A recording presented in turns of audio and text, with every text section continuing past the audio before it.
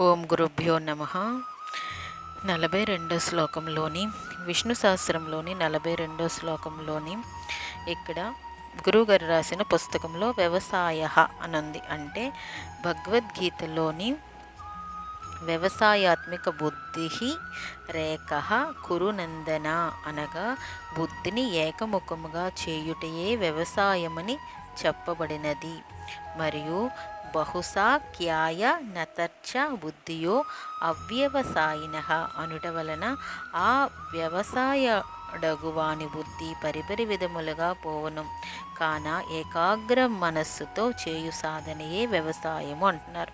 అంటే ఇక్కడ భగవద్గీతలో వ్యవసాయాత్మిక బుద్ధి అనగానే ఏంటంటే మన మనస్సు ఎప్పుడు చూసినా మంత్రం వైపు ఓం నమో నారాయణాయ నమః అని, ఓ పరమేశ్వరాయ నమః అని ఆ మంత్రం అనునిత్యం జపించినప్పుడు మనస్సు అలాగేమవుతుందంటే భగవంతుడి వైపు లగ్నమయ్యి ఆ యొక్క ఆలోచన స్థితి అంతా భగవంతుడి వైపు ఏకముఖముగా వెళ్తుంది అని చెప్తున్నారు.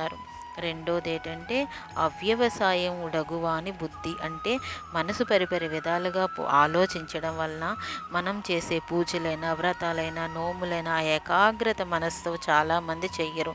ఎందుకు అంటే వాళ్ళు పిలుస్తున్నారని ఒకటి పువ్వులు తీసుకురా అని ఒకవైపు అంటారు, కొబ్బరికాయ తీసుకురా అని ఒకవైపు అంటారు, అటువైపు తీసుకురా అని.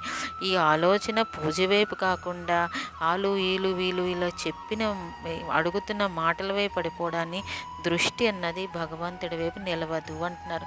అందుకనే దాన్ని అవ్యవసాయమతి యొక్క బుద్ధి అంటున్నారు.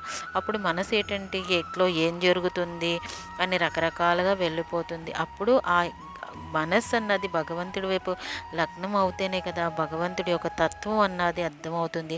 ఒక పూజ అయినా ఏదైనా ఇంట్లో చేసినప్పుడు దాని యొక్క ప్రతిఫలం మనకు వస్తుంది అని ఇక్కడ చెప్తున్నారు అన్నమాట. రెండిటికి అర్థం. జయ గురుదేవ్ అండి అందరికీ.